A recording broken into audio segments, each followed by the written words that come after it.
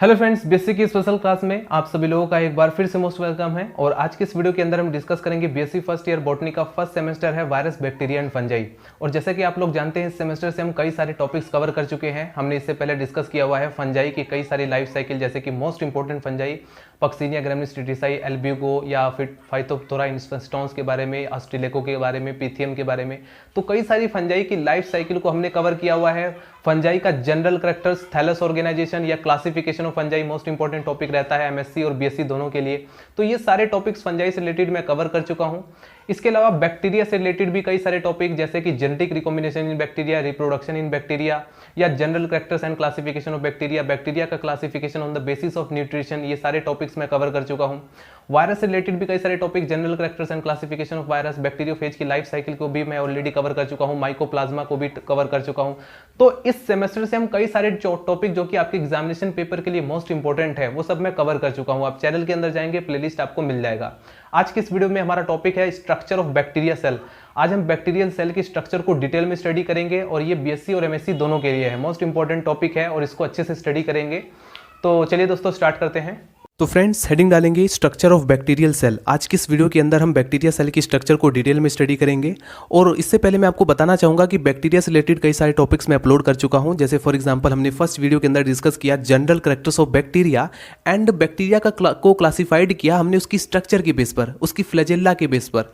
ठीक है, तो बैक्टीरिया का क्लासिफिकेशन और जनरल कैरेक्टर्स के ऊपर एक अलग से सेपरेट वीडियो बनाया हुआ है मैंने, क्योंकि ये लॉन्ग क्वेश्चन में एग्जामिनेशन पेपर में कई बार पूछा गया था। दूसरा, अगर आप सोल्ड पेपर उठाकर देखें तो आपको दिखाई देगा कि बैक्टीरिया का जो क्लासिफिकेशन है on the basis of nutrition पर करना है। मतलब कि जो बैक्टीरिया खाना खाते हैं, जो उनका न्यूट्रिशन है, उसके बेस पर भी बैक्टीरिया को क्लासिफाई किया गया है। और ये क्वेश्चन 10 नंबर में, 7.5 नंबर में या 5 नंबर में, according to your examination pattern, उसके बेस पर ये क्वेश्चन पूछा जाता है। तो इसके ऊपर भी मैं एक सेपरेट वीडियो बना चुका हूँ। इसके अलावा हमने डिस्कस किया बैक्टीरिया ग्राम स्टेनिंग टेक्निक। दोस्तों, ये 2 नंबर में शॉर्ट क्वेश्चन में कई बार पूछा जाता है, ग्राम स्टेनिंग इन बैक्टीरिया, जिसमें हम देखते हैं जब हम ग्राम स्टेनिंग करते हैं बैक्टीरिया की, तो हमें पता चलता है कि बैक्टीरिया को 2 पार्ट में डिवाइड किया है, gram positive and gram negative bacteria. Long question में अगर आप सोल्ड पेपर उठाकर देखेंगे आपको पता चलेगा, लॉन्ग क्वेश्चन में कई बार पूछा जाता है describe the difference between gram positive and gram negative bacteria. और ये क्वेश्चन मैं अच्छे से एक्सप्लेन कर चुका हूँ, इसके ऊपर भी हम सेपरेट वीडियो बना चुके हैं। अगर आप सोल्ड पेपर या बुक्स में देखेंगे आपको ज़्यादा से ज़्यादा 10 या 12 अंतर मिलते हैं बैक्टीरिया, ग्राम पॉजिटिव और ग्राम नेगेटिव बैक्टीरिया के बारे में, लेकिन मैंने लगभग 20 डिफरेंशिएशन ग्राम पॉजिटिव और ग्राम नेगेटिव बैक्टीरिया के बारे में बताया है। तो आप जाएंगे चैनल के अंदर और प्लेलिस्ट में आपको एक अलग से सेपरेट वीडियो मिल जाएगा, क्योंकि रीज़न ये है कि अगर आप 10-12 अंतर लिखते हैं तो इसमें आपको ज़्यादा नंबर नहीं मिलेंगे। आपको 7.5 नंबर में है तो 5 नंबर मिल जाएगा, अगर 10 नंबर का है तो 8 नंबर मिल जाएगा। कंप्लीट मार्क्स अगर आपको लाना है तो आपको पूरा कंप्लीट लिखना होगा, एटलीस्ट 20 डिफरेंशिएशन तो आपको लिखना ही होगा, जो कि मैं लिखवा चुका हूँ। तो आप जाकर चैनल के अंदर देख लेंगे।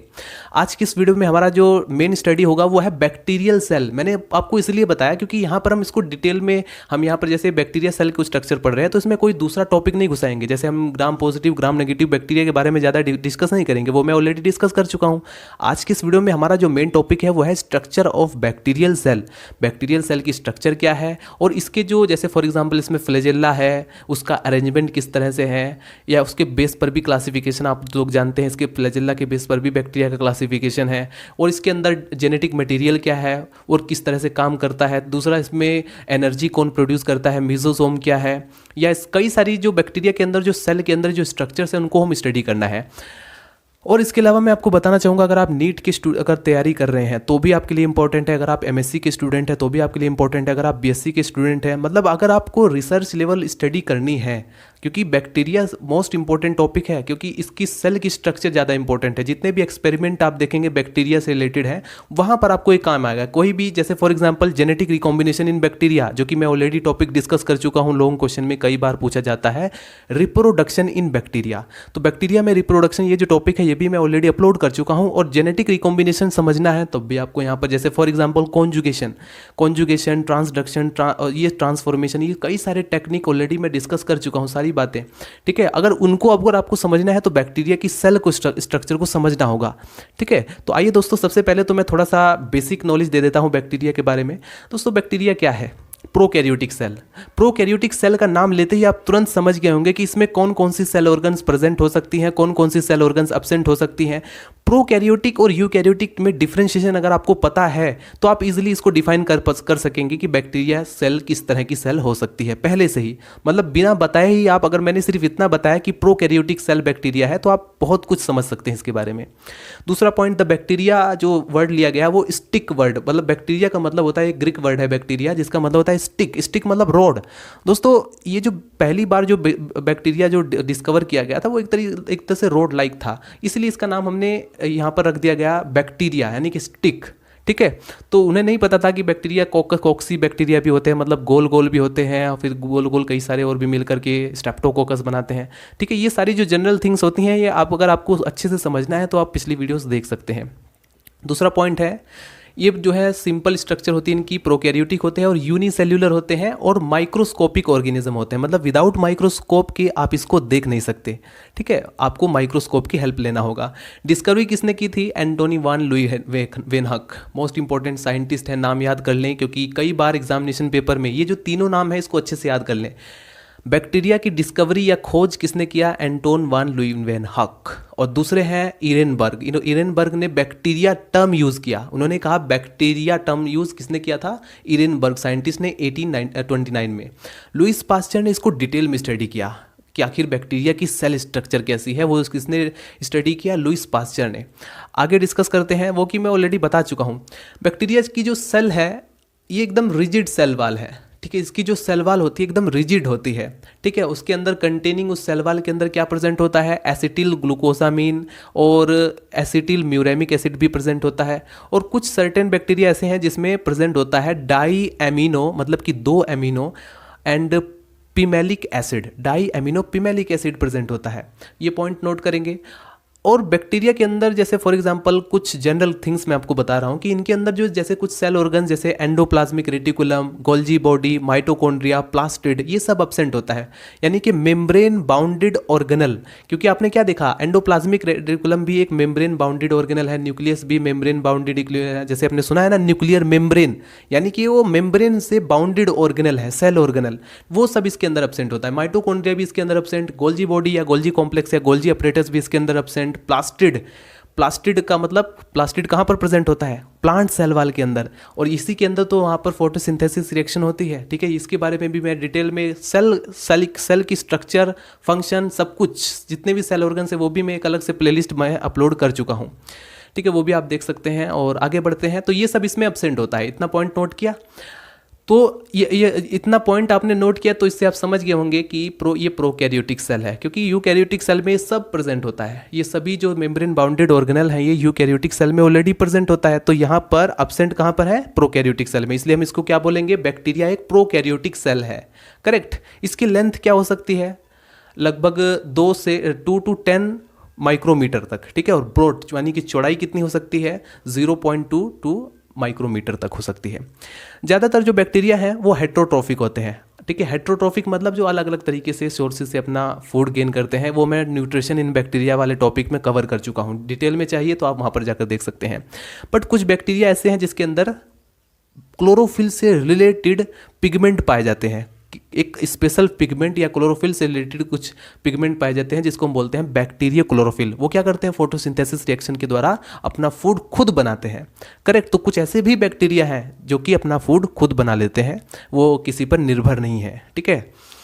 तीसरा पॉइंट है अक्यूरेंस, मतलब कि प्राप्ति स्थान, ये कहाँ कहाँ पर पाए जाते हैं। तो ये सारी तो बातें मैं डिस्कस कर चुका हूँ, लेकिन यहाँ पर थोड़ा सा एक बार फिर से बताना चाहूँगा।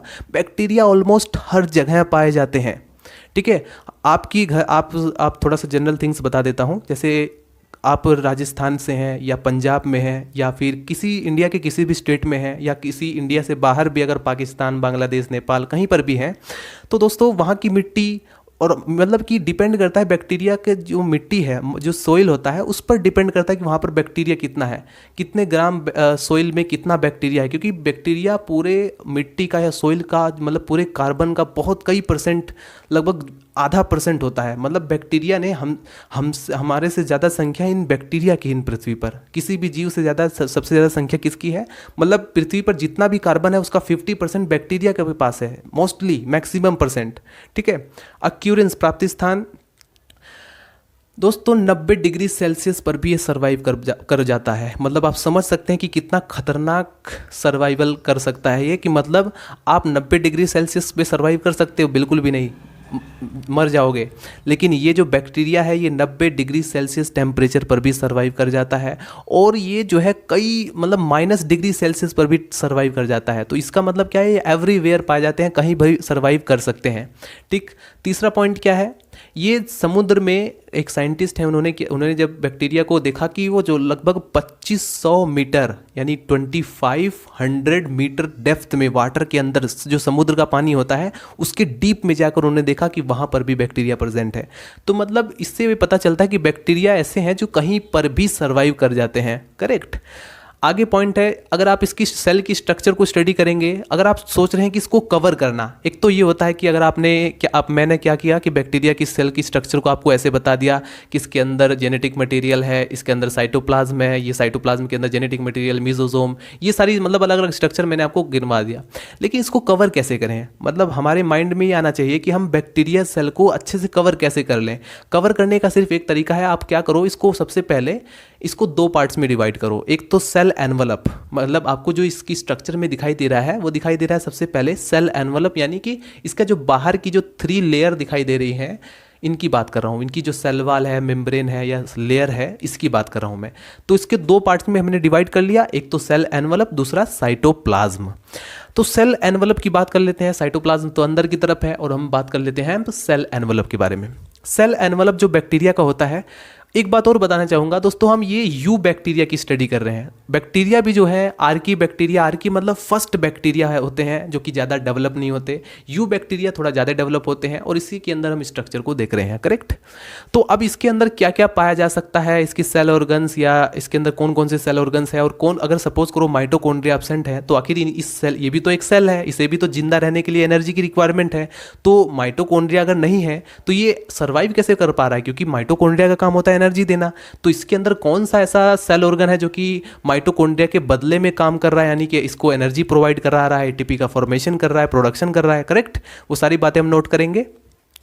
सबसे पहले बात करते हैं सेल एनवलप के बारे में। दोस्तों बैक्टीरिया के अंदर जो सेल एनवलप है वो 3 टाइप्स का हो सकता है। ठीक है, इसमें जो है 3 सेल एनवलप होते हैं, यानी कि 3 वाल या लेयर हो सकती है। सबसे बाहर की तरफ जो वाल होगी, सबसे बाहर की तरफ मैं बात कर रहा हूं, उसको हम बोलते हैं स्लाइम लेयर। ठीक है, क्या बोलेंगे, स्लाइम लेयर, ग्लाइकोकैलिक्स लेयर भी उसको बोला जाता है। ठीक है, क्या बोलेंगे हम, ग्लाइकोकैलिक्स लेयर। अब ये जो ग्लाइकोकैलिक्स लेयर है ये थोड़ा रिजिड भी हो सकती है, कुछ बैक्टीरिया के अंदर रिजिड भी हो सकती है, मतलब एकदम टफ, टाइट या मजबूत, और कुछ बैक्टीरिया ऐसे होंगे जिनके अंदर ये बिल्कुल ढीली, लूजली अरेंज हो सकती है। तो इसका मतलब क्या है कि ये जो ग्लाइकोकैलिक्स लेयर है ये 2 पार्ट्स में हो सकती है, एक टफ और एक स्लाइम लेयर। ठीक है, जो लूज होगी एकदम। अब ये जो टफ है, ये जिन बैक्टीरिया के अंदर जो ग्लाइकोकैलिक्स लेयर है, ठीक है, वो थोड़ा टफ है, तो वो जो है एक कैप्सूल लाइक स्ट्रक्चर बना लेती है। ठीक है, तो ये जो आप देख रहे हैं कैप्सूल की तरह स्ट्रक्चर, ये एकदम तरीके से इसका जो ग्लाइकोकैलिक्स है वो थोड़ा टफ है, मतलब रिजिड है थोड़ा सा। ठीक है, और इसके अलावा ये जो कैप्सूल होता है दोस्तों, किस किस चीज़ों का मिलकर बना होता है, ये पॉलीसैकेराइड, पॉलीपेप्टाइड, यानी कि कार्बोहाइड्रेट और प्रोटीन, इन दोनों का मिलकर बना होता है। ठीक है, पॉलीपेप्टाइड का मतलब क्या है, बहुत सारे पेप्टाइड बॉन्ड मिलकर के क्या बनाते हैं, प्रोटीन बनाते हैं। तो सिंपल सी बात है, प्रोटीन का मिलकर, और साथ में पॉलीसैकेराइड क्या है, कार्बोहाइड्रेट का एक फॉर्म है। मोनोसैकेराइड, डाइसैकेराइड आपने पढ़ा होगा आई थिंक। ठीक है, मैंने पढ़ाया हुआ भी है, लेकिन केमिस्ट्री जूम चैनल पर, इस चैनल पर नहीं। तो आगे हम बात करते हैं, ये जो ग्लाइकोकैलिक्स लेयर भी बोलते हैं, इसी को हम म्यूसिलेजिनस वाल भी बोलते हैं, इसी को हम कैप्सूल भी बोलते हैं। और ध्यान रखना, ऐसे बैक्टीरिया जिसमें ये कैप्सूल पाया जाता है वो पैथोजेनिक नेचर के होते हैं, उनको मारना इतना आसान नहीं होता। आप नॉर्मल बैक्टीरिया को तो ईजिली मार लोगे जिसमें सिर्फ सेल वाल प्रेजेंट है, यानी कि बाहर की जो कैप्सूल वाल है वो अब्सेंट है, उसको आप आसानी से मार लोगे। लेकिन ये जो कैप्सूल वाल है ये बहुत ही प्रोटेक्शन प्रोवाइड कराता है बैक्टीरिया को एंटीबायोटिक के अगेंस्ट, मतलब कि ये फाइट करता है। किसी भी केमिकल का इस पर इतनी आसानी से इफेक्ट नहीं होता। अगर होता तो जो बड़े बड़े जो बैक्टीरिया हैं जो कि रोग फैलाते हैं, जैसे माइकोबैक्टीरियम लेप्री है, वो क्या करता है, वो हम टीबी रोग उत्पन्न करता है, माइकोबैक्टीरियम ट्यूबरक्लोसिस डिसीज कोज करता है, तो उसको मारना कितना आसान हो जाता। लेकिन अब आप देख रहे हैं कि इसके बाहर भी ऐसा केमिकल, ये सभी इसके आगे सभी केमिकल, ये जो कैप्सूल वाला आपको दिखाई दे रही है, सभी इसके आगे जो जितने भी केमिकल्स हैं जो हम यूज़ करते हैं इसको मारने के लिए, वो सब डिस्ट्रॉय हो जाते हैं, ख़त्म हो जाते हैं, फेल हो जाते हैं। करेक्ट। तो हमने क्या देखा कि इसके बाहर सबसे बाहर की जो लेयर है उसको हम बोलते हैं क्या, ग्लाइकोकैलिक्स लेयर, और उसके अंदर जो बीच वाली जो लेयर है जिसको मिडल लेयर बोलते हैं, जो कि मैंने ग्रीन से रिप्रेजेंट किया हुआ है, उसको हम बोलते हैं दोस्तों सेल वॉल। सेल वॉल का प्रेजेंट होना बैक्टीरिया में ये बताता है कि ये प्लांट से थोड़ा सा सिमिलरिटी शो करता है, ठीक है। तो जो बैक्टीरिया है इसमें जो है सेल वॉल भी प्रेजेंट है, और ये सेल वॉल किस किस चीज़ों का मिलकर बना होता है अभी थोड़ा हम डिटेल में थ्योरी भी नोट्स भी बनाएंगे, डोंट वरी, अभी आप इसको नोट करते रहें थोड़ा सा। और ये जो उसके अंदर की तरफ जो होगी वो होगी सेल मेम्ब्रेन। दोस्तों आपको याद हो तो कि मैंने क्या बताया था कि प्लांट सेल के अंदर जो प्लांट सेल होता है उसमें प्लाज्मा मेम्ब्रेन प्रेजेंट है, एनिमल सेल के अंदर भी प्रेजेंट है, लेकिन एनिमल सेल के अंदर सेल वॉल एब्सेंट होता है, ओनली प्रेजेंट होता है प्लाज्मा मेम्ब्रेन। इसी तरीके से इसके अंदर जो सबसे जो अंदर की तरफ जो लेयर होती है, इनर लेयर जिसको हम बोलेंगे, वो है सेल मेम्ब्रेन, जो कि सेमी परमेबल होती है, ठीक है, मतलब सेलेक्टिवली परमेबल होती है। वहाँ पर ट्रांसपोर्टेशन का काम होता है, कौन सा मॉलिक्यूल अंदर आएगा, कौन सा मॉलिक्यूल बाहर जाएगा, ये सब काम होता है इसी का, सेल मेम्ब्रेन का, ठीक है। इसमें ये भी वैसे ही जस्ट सेम जैसे मैंने आपको पढ़ाया था ना, सेल मेम्ब्रेन का टॉपिक मैं अपलोड कर चुका हूँ, आप चैनल के अंदर जाएंगे मिल जाएगा। वहाँ पर मैंने आपको क्या क्या बताया था कि उसकी पूरी स्ट्रक्चर को डिटेल में सिंगर और निकोलसन कई सारे जो मॉडल्स हैं उनके बारे में उनका कंपेरिजन भी किया, सब कुछ हमने डिस्कस किया हुआ है। तो वहाँ पर जस्ट लाइक बैक्टीरिया का भी होता है, बैक्टीरिया को कोई स्पेशल नहीं होता, थोड़ा थोड़ा बहुत डिफरेंस होगा, लेकिन प्लाज्मा मेम्ब्रेन यानी इनका जो सेल मेम्ब्रेन है वो भी लगभग सेम ही होता है, ये भी लिपिड बाय लेयर का ही बना होता है, करेक्ट। अब हम बात करते हैं, तो हमने बात किया सेल एनवलप के बारे में। अब इसके अंदर स्ट्रक्चर कौन कौन सी प्रेजेंट है, ठीक है। एनवलप पर आप क्या देखेंगे कि ये जो आप कैप्सूल है इस पर आपको दिखाई देंगे, एक तो फ्लैजेला दिखाई देगा। फ्लैजेला का काम क्या होता है दोस्तों, फ्लैजेला का फंक्शन होता है कि ये जो है मूवमेंट में हेल्प करता है।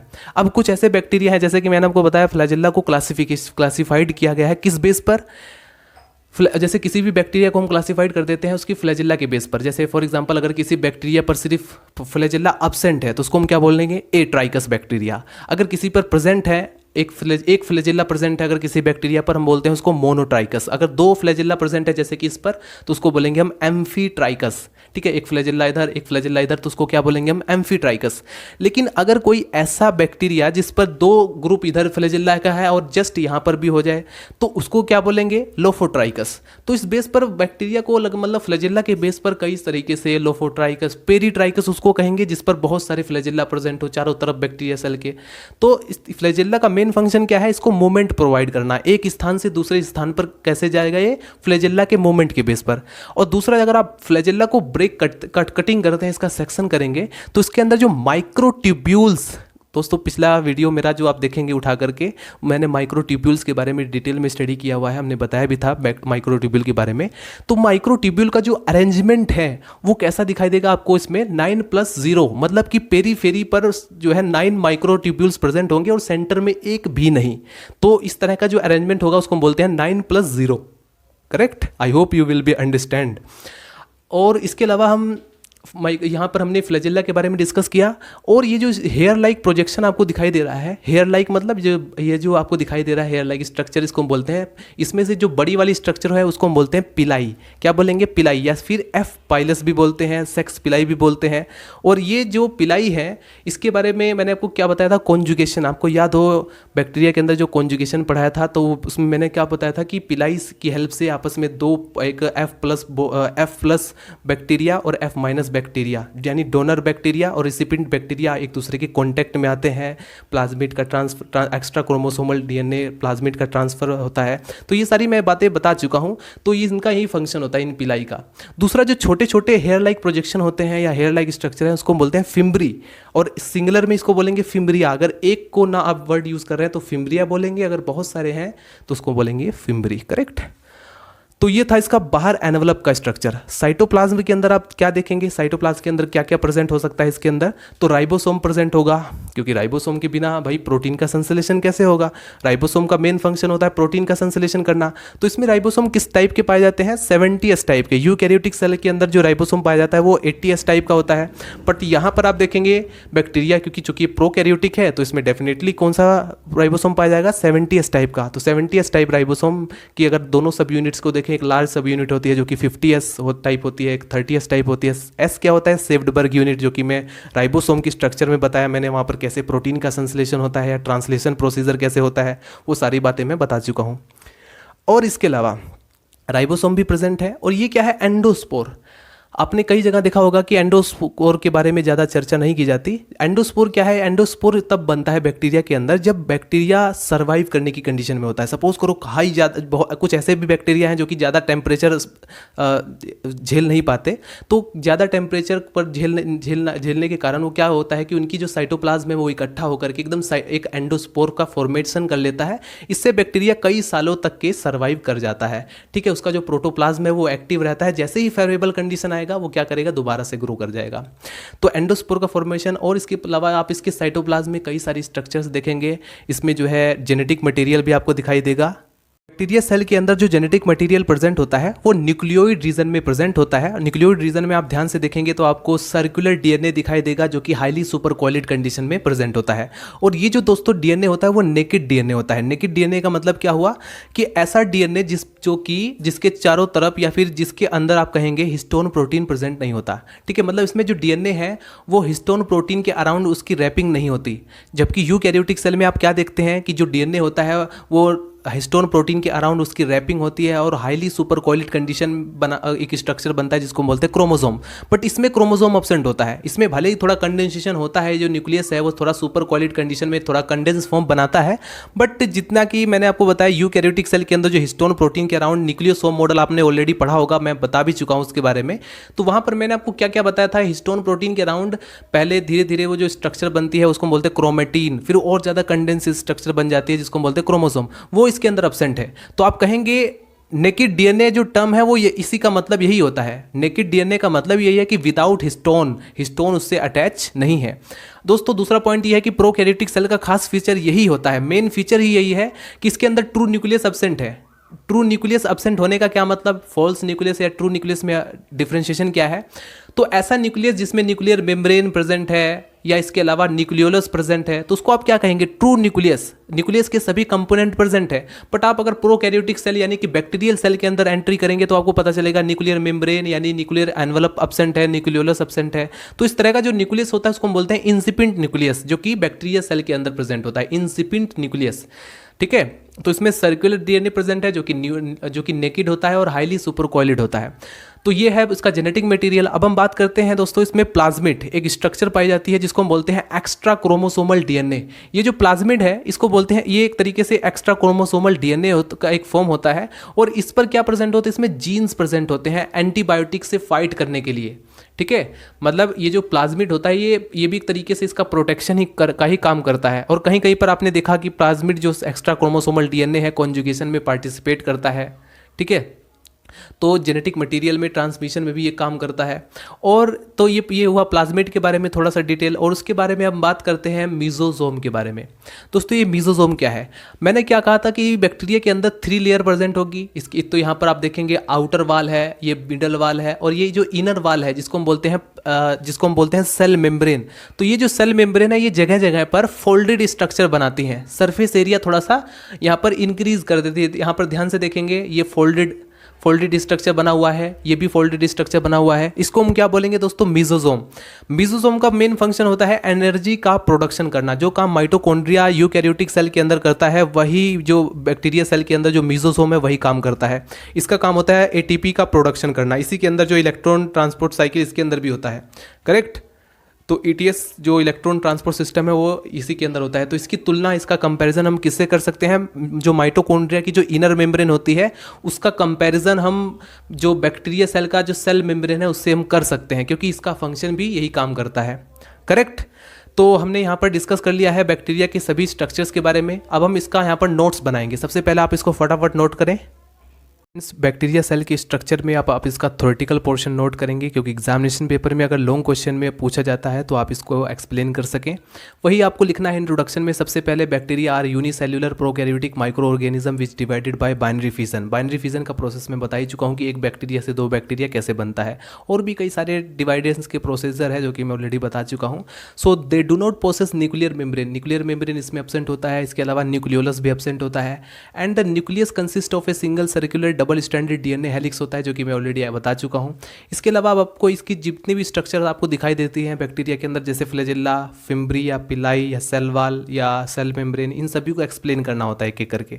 तो फ्लैजेला के बारे में, these are long filamentous and इसकी जो लेंथ होती है वो लगभग 12 से 30 माइक्रोमीटर की होती है। और ये जो इसके अंदर जो है कॉन्ट्रेक्टाइल प्रोटीन फ्लैजेलिन प्रेजेंट होता है। फ्लैजेला के अंदर कौन सी प्रोटीन प्रेजेंट होती है? फ्लैजेलिन प्रोटीन। फ्लैजेला किस में हेल्प करता है? लोकोमोशन में, एक जगह से दूसरी जगह चलने फिरने में हेल्प करता है।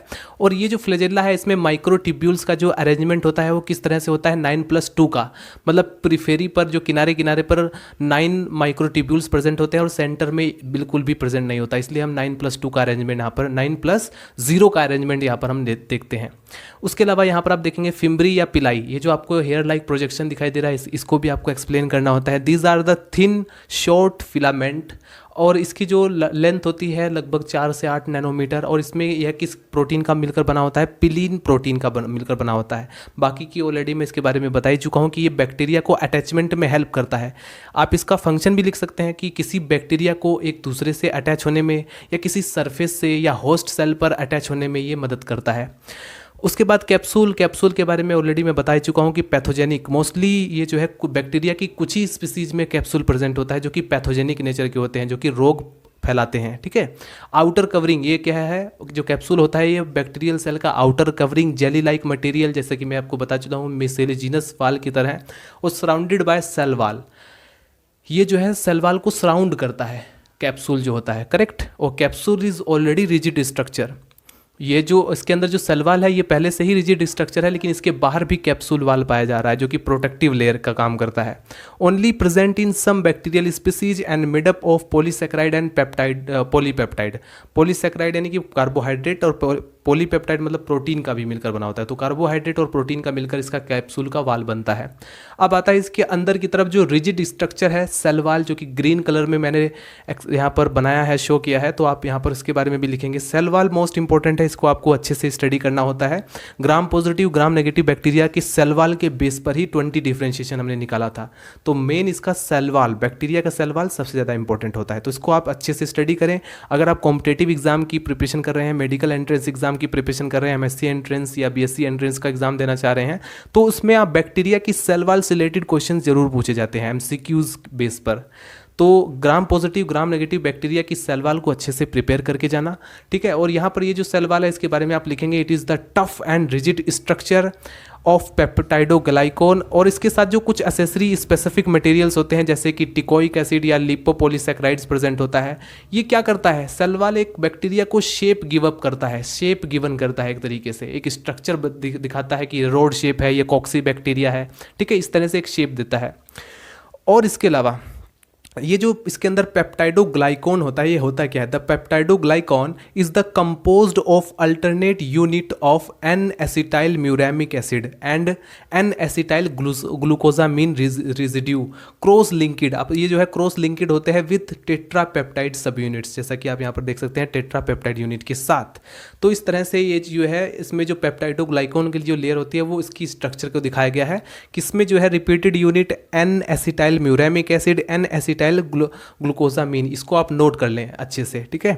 और ये जो आप डायग्राम देख रहे हैं, ये जो M है रिप्रेजेंट कर रहा है एन एसिटाइल म्यूरामिक एसिड को, मतलब कि यहाँ पर ये जो M है यहाँ पर ये रिप्रेजेंट है यहाँ पर एन एसिटाइल म्यूरामिक एसिड, और ये जो G है ये है एन एसिटाइल ग्लूकोजामीन, और ये आपस में लिंक्ड है, ठीक है। और लिंक करके ये जो आप देख रहे हैं सेल वाल की स्ट्रक्चर, या फिर ये जो आप देख रहे हैं पेप्टाइडोग्लाइकोन की जो लेयर है, ये ग्राम पॉजिटिव बैक्टीरिया के अंदर है, ग्राम पॉजिटिव बैक्टीरिया सेल के अंदर, ठीक है।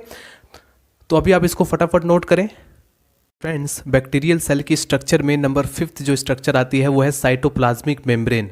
अगर आप इसकी स्ट्रक्चर को देखें तो ये सबसे पहले प्रेजेंट कहाँ होती है, इसकी लोकेशन क्या है? तो बैक्टीरिया की जो सेल एनवलप है उसकी जो सबसे इनर वाली जो मेम्ब्रेन है, जो मैंने ब्लू कलर से शो किया हुआ है, इसी को बोलते हैं हम साइटोप्लाज्मिक मेम्ब्रेन, यानी ये साइटोप्लाज्म को घेरने वाली मेम्ब्रेन है, ठीक है। और इसके बारे में आप लिखेंगे the cytoplasmic layer boundary layer of the protoplast. ये बैक्टीरियल सेल का जो प्रोटोप्लास्ट होता है उसकी बाउंड्री लेयर है, एंड इट इज़ थिन। ये जो है लगभग 5 से 10 नैनोमीटर होता है और इलास्टिक होता है और सेमी परमिएबल लेयर होती है, ठीक है। बैक्टीरियल सेल के अंदर जो इनर सेल होती है वो सेमी परमिएबल मतलब सेलेक्टिवली किसी चीज़ को सेलेक्ट करके ही एंट्री देना, यानी कि एकदम से कोई चीज़ का ट्रांसपोर्ट या एक्सपोर्ट या हो नहीं सकता एकदम से। ये जो है सेलेक्ट करेगा सबसे पहले, उसके बाद ही आयंस या किसी मॉलिक्यूल का वहाँ पर ट्रांसपोर्टेशन होगा। अगर आप इसका सेक्शन काट कर देखते हैं, किसका सेक्शन, साइटोप्लाज्मिक मेम्ब्रेन का अगर आप सेक्शन काट कर देखेंगे, इसमें पता करेंगे इसकी स्ट्रक्चर के बारे में, तो it appear A triple layered. ये भी जो है ट्राई लेमिनार स्ट्रक्चर, जो कि मैं प्लाज्मा मेम्ब्रेन के बारे में ऑलरेडी मैं बता चुका हूं। अगर जिसने प्लाज्मा मेम्ब्रेन का टॉपिक देखा है तो वो ज़रूर इस चीज़ को समझ जाएगा तुरंत कि इसकी जो स्ट्रक्चर होती है consisting of bilayer region of phospholipids, में जो है फॉस्फोलिपिड्स की बाई लेयर प्रेजेंट होती है, ठीक है, मॉलिक्यूल प्रेजेंट होता है with polar head of the surface and fatty acid chains towards the inner side.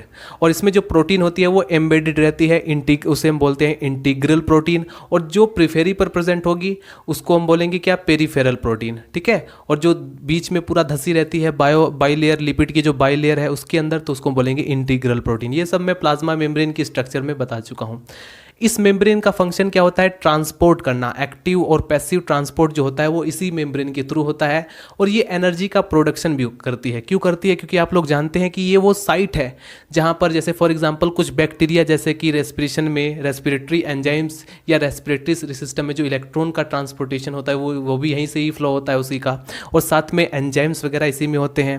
इसके अलावा जो फोटोसिंथेटिक बैक्टीरिया हैं वहाँ से भी इलेक्ट्रॉन ट्रांसपोर्ट सिस्टम जो वहाँ पर भी यही से होता है। तो बहुत सारे जो प्रोसीजर हैं वो इसी से होता है। तो ये एनर्जी प्रोडक्शन में भी हेल्प करता है एंड पॉलीमर प्रोडक्शन में भी हेल्प करता है, करेक्ट। उसके अलावा अब हम यहाँ पर बात करते हैं साइटोप्लाज्म ऑफ बैक्टीरिया। ये तो हमने डिस्कस किया साइटोप्लाज्मिक मेम्ब्रेन। अब हम बीच में जो साइटोप्लाज्म प्रेजेंट है, जो मटेरियल है, उसके बारे में बात करेंगे। साइटोप्लाज्म ऑफ बैक्टीरिया में अगर हम क्या देखेंगे, यहाँ पर आप नोट करेंगे क्योंकि इसके अंदर कई सारी स्ट्रक्चर प्रेजेंट है तो उसी को हमें डिफाइन करना है। The cytoplasm is colloidal system containing both, इसके अंदर ऑर्गेनिक और इनऑर्गेनिक दोनों तरह के सब्सटेंस प्रेजेंट होते हैं, लेकिन it lacks mitochondria, endoplasmic reticulum और सेंट्रोसोम, गोल्जी बॉडीज जो मेम्ब्रेन बाउंडेड ऑर्गेनल होते हैं वो जो है इसमें एब्सेंट होते हैं, correct. And it contains many, जैसे राइबोसोम कई सारे प्रेजेंट होते हैं, और कुछ इसमें मेसोसोम भी प्रेजेंट होगा जिसकी संख्या 1 से 4 तक या 2 से 4 तक हो सकती है, करेक्ट। राइबोसोम इसमें प्रेजेंट होता है। राइबोसोम का फंक्शन होता है प्रोटीन का संश्लेषण करता है, करेक्ट। तो राइबोसोम के बारे में लिखेंगे, राइबोसोम जो होता है वो 70S टाइप का होता है। एस जो है वो सेव्डबर्ग यूनिट है, और 70S आप जो जानते हैं प्रोकैरियोटिक सेल है तो 70S टाइप का होगा, और हैविंग 2 सब units 15S and 13S, correct. Ribosome क्या होती हैं, sites of protein synthesis, protein synthesis की साइट्स होती हैं। और बात करते हैं मेसोसोम के बारे में, मेसोसोम भी साइटोप्लाज्म के अंदर ही प्रेजेंट है। तो ये इनफोल्डेड स्ट्रक्चर है, साइटोप्लाज्मिक मेम्ब्रेन का ही एक इनफोल्डेड स्ट्रक्चर है। तो these are the multilaminated, ठीक है, and localize infolding of the cytoplasmic membrane and into the cytoplasm, cytoplasm के अंदर, एंड नंबर इनकी हो सकती है 2 से 4 तक। ये जो है साइट्स ऑफ रेस्पिरेशन एंड फोटोसिंथेटिस। अगर सपोज करो बैक्टीरिया जो है वो फोटोसिंथेटिक बैक्टीरिया है, प्रकाश संश्लेषण करने वाला बैक्टीरिया है, तो यहाँ पर जो है फोटोसिंथेटिक पिगमेंट भी इसके अंदर प्रेजेंट होता है। तो ये है बैक्टीरिया का साइटोप्लाज्म मेम्ब्रेन। और साइटोप्लाज्म के अंदर अभी और भी कुछ स्ट्रक्चर है, सबसे पहले आप इसको नोट करें फिर हम उसके बारे में डिस्कस करते हैं। Friends, in the last clip of video, we will discuss about the remaining structure of bacterial cell. Number 7 is chromatophores. These are the pigment bearing structures found in photosynthetic bacteria. दोस्तों ये pigment bearing structures हैं और photosynthetic bacteria में पाए जाते हैं। जैसा कि आप लोग जानते हैं बैक्टीरिया जो न्यूट्रिशन के बेस पर उन्हें हेट्रोट्रॉफिक या ऑटोट्रॉफिक के अंदर डिवाइड किया गया है। तो ऑटोट्रॉफिक के अंदर फोटोसिंथेटिक बैक्टीरिया आते हैं जिसमें बैक्टीरिया जैसे कि क्लोरोफिल से मिलते जुलते कुछ पिगमेंट पाए जाते हैं, उन्हीं की बात की गई है। किसके अंदर क्रोमेटोफोर्स भी प्रेजेंट होते हैं। जरूरी नहीं है कि सभी बैक्टीरिया में ही प्रेजेंट हो, ठीक है। तो कुछ बैक्टीरिया जैसे कि फोटोसिंथेटिक बैक्टीरिया उनके अंदर ही पाया जाता है। नंबर 8 पॉइंट है जेनेटिक मटेरियल ऑफ बैक्टीरिया। दोस्तों बैक्टीरिया का जो जेनेटिक मटेरियल होता है वो 2 चीज़ों में पाया जाता है। किसमें, एक तो प्लाज्मिड के अंदर और एक न्यूक्लियोइड के अंदर। So the genetic material is present both in nucleoid and plasmid. Nucleoid and plasmid. Plasmid, what is plasmid? Plasmid जो होता है एक एक्स्ट्रा क्रोमोसोमल डीएनए ही होता है। तो प्लाज्मिड को थोड़ा सा डिटेल में स्टडी करेंगे और देखेंगे या कि कितने टाइप्स का होता है, ठीक है। तो जेनेटिक मटेरियल के बारे में तो मैं ऑलरेडी बता ही चुका हूँ कि यहाँ पर आपको दिखाई देगा जो है हाईली सुपरकोइलेट कंडीशन में इसमें डीएनए प्रेजेंट होता है जो कि डबल स्ट्रैंडेड होता है और सर्कुलर होता है, ठीक है, इतना बहुत है। और नेकेड डीएनए होता है, यानी कि विदाउट हिस्टोन प्रोटीन, वहाँ पर हिस्टोन प्रोटीन नहीं होता, हिस्टोन प्रोटीन का अभाव होता है अगर हिंदी में बोले तो इस तरह से ये जेनेटिक मटेरियल तो हमको पता है। थोड़ा हमें प्लाज्मिड के बारे में नॉलेज लेना होगा क्योंकि इसी से क्वेश्चंस कई बार पुट आउट किए जाते हैं एग्जाम पेपर में। तो दोस्तों प्लाज्मिड की बात करें तो बैक्टीरियल साइटोप्लाज्म में contain some genetic material excepting the genophore, genophore को छोड़ दिया जाए तो कोल्ड प्लाज्मिड, उसको बोला जाता है प्लाज्मिड, या इसी को हम एपिसोम के नाम से भी जानते हैं। अगर शॉर्ट क्वेश्चन में एपिसोम नाम लिया जाए तो भी आप उसको प्लाज्मिड के बारे में ही लिखेंगे। सो प्लाज्मिड क्या है? एक ring like double standard DNA का मॉलिक्यूल है। एक रिंग लाइक मतलब एक तरीके से अंगूठी के समान, रिंग लाइक, ठीक है, एक गोल स्ट्रक्चर दिखाई देगी जो कि डबल स्टैंडर्ड डीएनए की मॉलिक्यूल्स की होती है। प्लाज्मिड जो होती है on the base of host property, उसकी होस्ट प्रॉपर्टी के बेस पर फॉलोइंग टाइप्स की होती है। Number first, F factor for fertility. दोस्तों ये जो टाइप्स हैं ये आप चाहें तो ना भी लिख सकते हैं, ज़रूरी नहीं है बीएससी के स्टूडेंट्स के लिए, लेकिन एमएससी के अगर स्टूडेंट हैं तो उनको नोट करना चाहिए। अगर आप अच्छे लेवल की स्टडी करना चाहते हैं तो इन 9 टाइप्स के प्लाज्मिड होते हैं, इनको आप नोट कर लें। Number first, F factor for fertility, col factor for colicinogeny and R factor for resistant and tumour inducing plasmid. And number 5 है डिग्रेडेटिव प्लाज्मिड जो कि स्यूडोमोनास। कुछ एग्जांपल है, मतलब ये अलग, जरूरी नहीं है कि हर बैक्टीरिया में सभी के सभी प्रेजेंट हो, कुछ अलग अलग बैक्टीरिया में अलग अलग तरह के प्लाज्मिड प्रेजेंट होते हैं, ठीक है, जैसा कि मैंने आपको बताया on the based of host property की बेस पर, ठीक है। जैसे डिग्रेडेटिव प्लाज्मिड है, ये किस में पाया जाता है? स्यूडोमोनास के अंदर। पैथोजेनेसिटी फॉर मैमल्स में अलग पाया जाएगा। एंड पेनिसिलेज प्लाज्मिड जो होता है वो पाया जाता है स्टेफाइलोकोकस के अंदर, इसका एग्जाम्पल है।